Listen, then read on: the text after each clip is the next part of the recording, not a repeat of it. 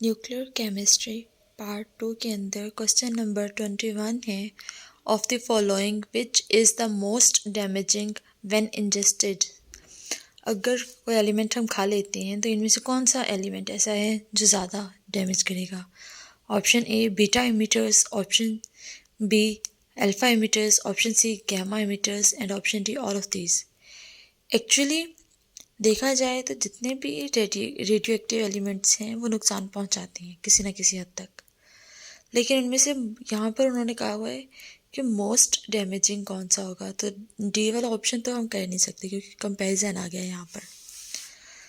तो इन तीनों में से जिसकी आयोनाइजिंग पावर सबसे ज़्यादा होगी वही होगा।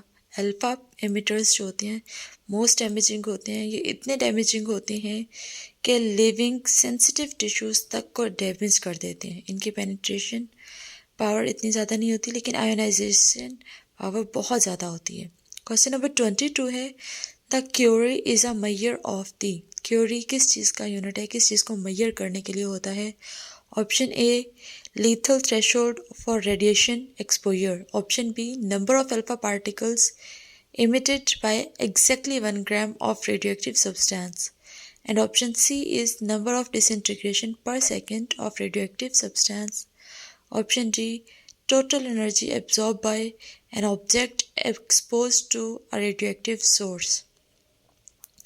क्यूरी किस चीज़ को मेजर करने के लिए यूनिट है, उन्होंने ये पूछा है सिंपली पर यूनिट टाइम में कितने रेडिएशंस या रेडियो एक्टिव एलिमेंट डिसइंटीग्रेशन है उसको मेजर करता है। क्वेश्चन नंबर 23 है beta particle consist of. Beta particle किस चीज़ पे कंसिस्ट करते हैं। Option A high energy rays, option B neutrons, option C neutrons and 2 protons and option D 1 electron. Beta particle actually fundamental particle of all elements होते हैं। ये electrons होते हैं, इनका मैस, इनका चार्ज, इनके चार्ज टू मैस रेशो, हर चीज़ इनके electron से रिजेंबल करती है। क्वेश्चन नंबर 24 है what particle is produced when phosphorus 29 decay to silicon 29। 29 show कर रहा है कि मैस सेम है इनका। फॉस्फोरस का एटॉमिक नंबर 15 जबकि सिलिकॉन का 14 होता है। इसका मतलब मैस नंबर इसका जो है एटॉमिक नंबर 1 हुआ है, कम हो गया, डिक्रीज हो गया। Option A positron, option B beta, option C में न्यूट्रॉन्स एंड एट्सेट्रा आते हैं। और आंसर है इसका पॉजिट्रॉन। फॉस्फोरस जब सिलिकॉन में कन्वर्ट होता है तो बीटा पॉजिटिव इमिट करता है, यानी कि पॉजिट्रॉन इमिट करता है। क्वेश्चन नंबर 25 है what is the product of alpha decay of radon 20 option A है polonium 216, option B radon 220, option C है radon 216 and option D radium 224। Alpha decay होगा तो 2 न्यूट्रॉन्स 2 प्रोटॉन्स जाएंगे इसके पास से, तो पोलोनियम 216 आएगा क्योंकि एटॉमिक नंबर रेडॉन 220 का जो होता है वो 86 होता है। जब हीलियम 4 निकल जाता है उसमें से तो उसका जो होता है एटॉमिक नंबर वो 84 हो जाता है, जो बताता है कि ये पोलोनियम एलिमेंट में कन्वर्ट हो चुका है। इसलिए यहाँ पर बाकी सब ऑप्शंस को निगलेक्ट करके हम पोलोनियम 216 को सिलेक्ट करेंगे। इक्वेशन में देख लें रेडॉन 220 हीलियम पार्टिकल्स इमिट करने के बाद पोलोनियम 216 में कन्वर्ट हो जाते हैं। क्वेश्चन नंबर 26 है when a nuclide undergo electron capture the mass number remains unchanged and the atomic number decreased by 1। Option B atomic number unchanged रहता है बट mass number 1 से इंक्रीज हो जाता है। ऑप्शन सी में कहा गया है mass number unchanged रहेगा, mass atomic number इंक्रीज कर जाएगा by 1। एंड ऑप्शन डी में कहा है atomic number तो unchanged रहता है बट mass number डिक्रीज हो जाता है 1 से। जब भी कोई न्यूक्लियाइड इलेक्ट्रॉन कैप्चर करता है तो एक्चुअली जो होता है उसका एटॉमिक नंबर डिक्रीज बाय 1 हो जाता है। क्वेश्चन नंबर 27 है what particle is produced when plutonium 242 decay to uranium 238। Alpha A option में का है gamma, option B alpha particles, option C positron and option D is beta. जब plutonium 242 का decay होता है टू यूरेनियम 238 तो यहाँ पे मैस में 4 का शिफ्ट आ रहा है, यहाँ पर 4 नंबर डिक्रीज कर रहे हैं।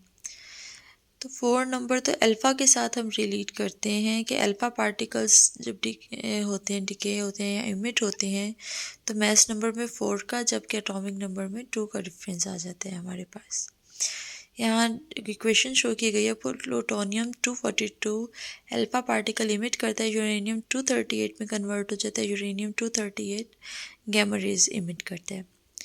क्वेश्चन नंबर 28 है, the energy produced by sun involve which of the following nuclei. Option A में प्लूटोनियम है, option B lithium, option C uranium and option D is hydrogen. इसका आंसर हाइड्रोजन एटम है, hydrogen element है। Hydrogen element के fusion reaction show करते हैं, deuterium और tritium की फ्यूजन होती है, हीलियम न्यूक्लियाई निकलते हैं अलॉन्ग विद न्यूट्रॉन्स। ये न्यूट्रॉन्स मज़ीद चेन रिएक्शन को स्टार्ट कर देते हैं। तो ये बहुत इंपॉर्टेंट क्वेश्चन है और बहुत ज़्यादा रिपीट होता है एग्ज़ाम्स में। तो ये भूलना नहीं है कि सन के अंदर, सूरज के अंदर फ्यूजन रिएक्शन होता है, एलिमेंट हाइड्रोजन है। क्वेश्चन नंबर 29 है, the amount of fissionable material large enough to maintain the chain reaction in nuclear fission is called.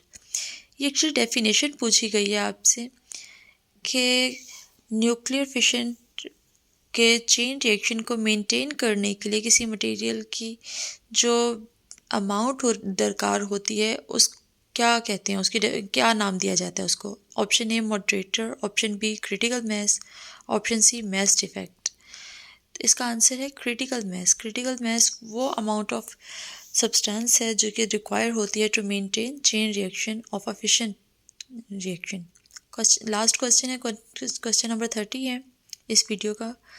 The purpose of a moderator in a chain reaction या nuclear reactor is to prevent corrosion of core compound, a component, to slow the fission neutrons so that they can be captured to sustain chain reaction. Option C, to cool the core to prevent it to melt down. And D option है to dissolve the fission product to disposable. Moderator का काम moderate करना होता है, slow करना होता है। तो मॉडरेटर न्यूक्लियर रिएक्टर के अंदर न्यूट्रॉन्स को स्लो करते हैं ताकि